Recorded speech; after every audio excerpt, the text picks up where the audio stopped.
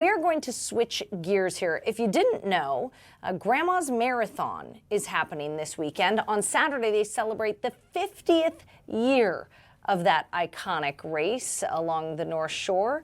And one of the most remarkable streaks in Minnesota sports history could hit a major milestone this weekend. 76-year-old runner John Naslund prepares to compete his 50th, so he's competed in every single Grandma's Marathon. And I'm so excited that John joins me now. John, thanks for coming in. You're welcome. 50 years in a row you've run in Grandma's. That's correct. Wow. I mean, that is commitment.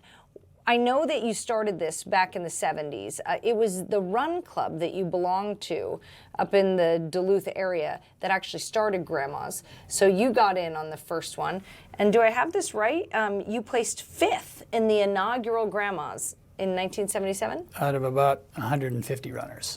And now we have hundreds of runners who descend on Duluth for this race. Thousands. Thousands. Okay, see? Tens of thousands, actually. Tens of thousands. It has become quite a popular marathon. You know, I have friends and family in California who say, gosh, I've always wanted to come run Grandma's. What is it about this marathon that has captivated runners from across the country? A beautiful course. Runs along Lake Superior. I mean, if you haven't been there, I mean, it's just spectacular. I mean, it'd be like running Big Sur out in California.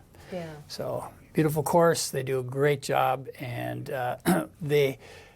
it's a weekend party, so people really enjoy it.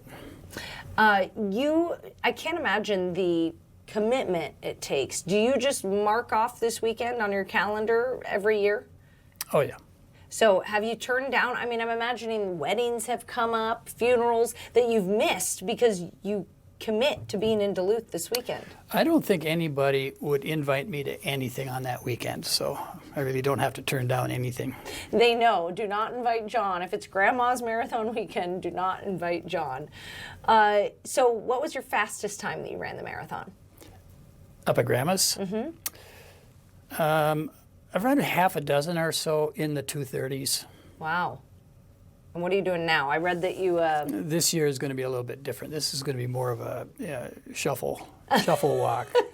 I've been nursing an injury, so... I read that, but did I see that you would something about your time, you would add your age onto the time? I had it in my notes somewhere and I can't find it here. Back in the day, the goal was 2 hours plus my age. 2 hours plus your age. So you're not doing that anymore? No, I could do that up until I turned 50. And then it got harder and harder to hold it. And you mentioned a meniscus tear that Correct. you suffered earlier this year. Will you be able to complete the course with that tear? And what's the recovery been like for you? I will complete. Actually, the tear happened last November. So I've been working on it, and I've got a good PT guy that's been working on the knee. So the objective is to finish without doing damage. Why? I mean, you've done so many marathons. You've done the Twin Cities Marathon many times. I think your first marathon was the Boston Marathon. Is that right? The first one was a qualifier for Boston, and then Boston. Okay, so why is Grandma's so important to you? You know, you've done so many marathons. Why is it that you say, that's the one I'm going to show up to every year? Hometown course. After about 10, 11 years, they kind of made a thing of all the people that have run them all, and then it just year after year after year. Yeah, so you were one of the half dozen who had completed Grandma's Marathon since its conception. In 1997, they called you guys the Six Pack. That group has dwindled slowly. I think 2025 was the last time that they had that you had a buddy that was on a streak with Correct. you, Jim Nowak. Yep. Nowak says he's actually back this year. He got taken out. He got Lyme's disease, so he started the race. He had to drop out of the race. So there was only 2 of you left up until recently. Now you're the only one. Nowak says he's gonna come because he can't miss the 50th. What is it gonna be like for you to have one of those original six-pack guys running the marathon with you? I was sad that he couldn't make it. I mean, it's a big deal. So I'm glad that he's back. There's a number of them that have only missed one or two, so Yeah. they're waiting for me. Yeah. Do you think that Jim will be running alongside you, or We run separate. you run? Oh, do you run? Do you not? Will you not run with anyone? And do you run with AirPods in? I will run with whoever's around, strike up conversations, meet new people, but I'll run my own pace. I'll do some walking, some jogging. But you do talk to people, and no Oh, yeah. earphones? No. No earphones. Man, how do you, now you have your 2 daughters and a son-in-law who are also running the marathon? And my son. And your son? Correct. Okay, so it's a family affair. It is. Will they too, I mean, will you start with them at the starting Yes. line? You will. But you're like, hey, go off on your own pace. No, they're gonna hang with me the whole way. You think they will? If they Okay. can. If they can. Okay, 76 with a meniscus tear, you think that they might be holding on? If you haven't trained for it, it's still 26 miles. Have they trained?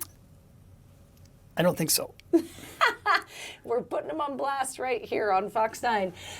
So do they wear headphones? I'm curious. No. We have a couple of young people who do not wear headphones when they run. You have to engage with the people around you. Yeah. That's part of the marathon That's experience. part of the experience. The people that just isolate themselves and run down the road, I don't get it. Right. Then why do a marathon, right? You could do that. You could do that any day of the week. Correct. So you were a pole vaulter for the University of Minnesota Duluth. Talk to me about your history, because you clearly are a track and field guy. Way back in the day. So once you get out of school, you don't have the facilities. It's pretty hard to go off on your own and practice that, go find meets and such. About a year out of school, a couple of the distance guys suggested that I go out and try the Boston Marathon. So I thought, a good challenge. I did it, and I've been at it ever since. So you went from being a short distance guy to a long distance guy. Yeah. How many marathons have you completed? I know obviously you've done 50 grandmas, but how many marathons total do you think? Hundreds. Hundreds. Yeah, How many- and beyond. How many do you do a year? Minimum of 2, Wow. and this will be my 53rd consecutive year with at least 2. Wow. And about 12 years ago, a friend of mine and I did every marathon in Minnesota in 1 year, so that was 12 that year. Okay, And wow. we've done numerous like 100-milers and 24 hours on a track, Okay. double crossing of the Grand Canyon.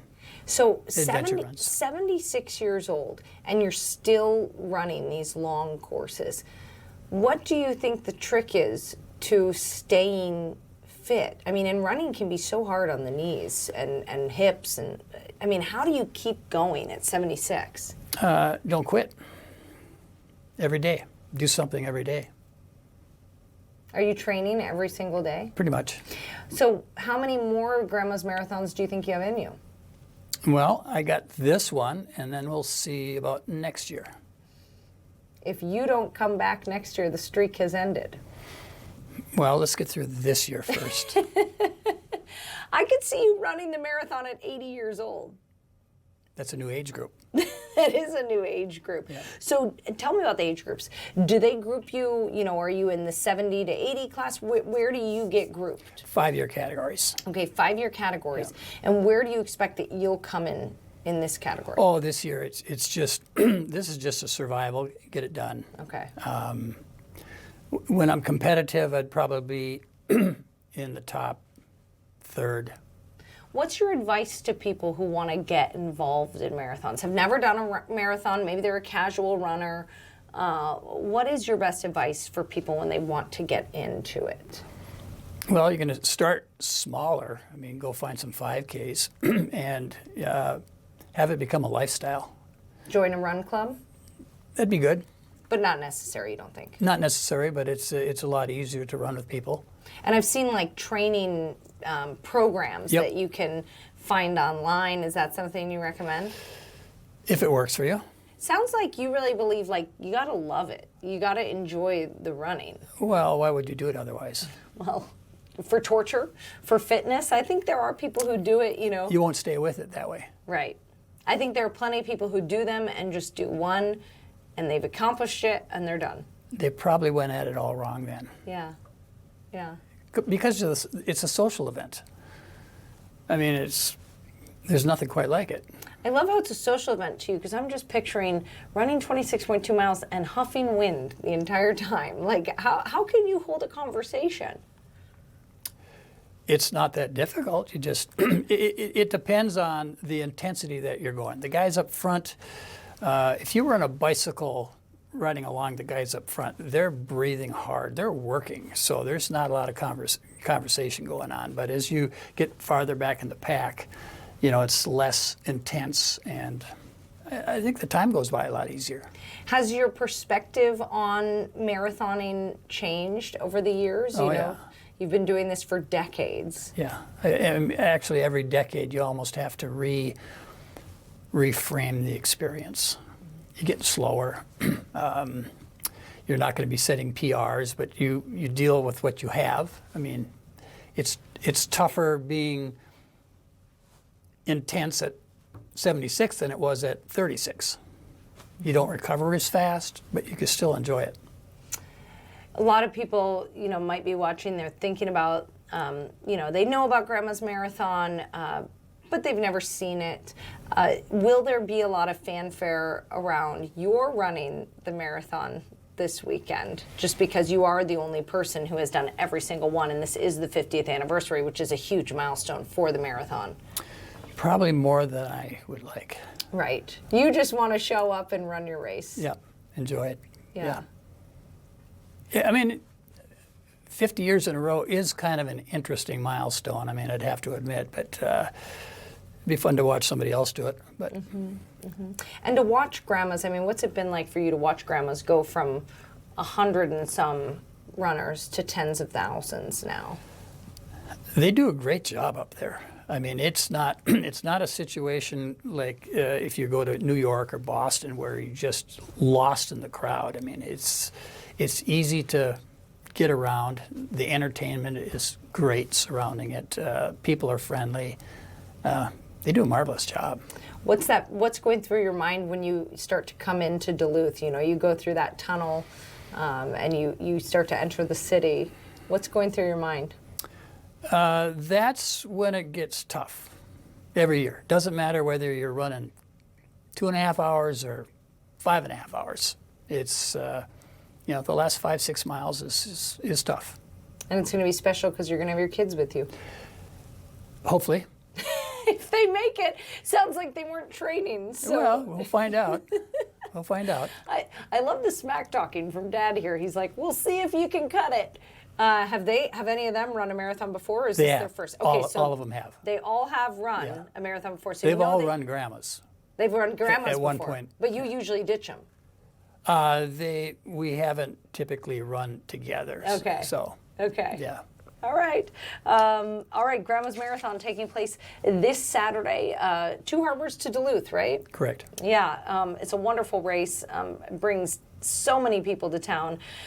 John Naslund is the only person now left who has done every single Grandma's Marathon. Now doing your 50th. John, congratulations. Thank you. Yeah, and I hope to see you there when you're 80. So We get through this year first. let's get through this year first. John, thanks for joining us. We're going to take a quick break. We'll be back after this.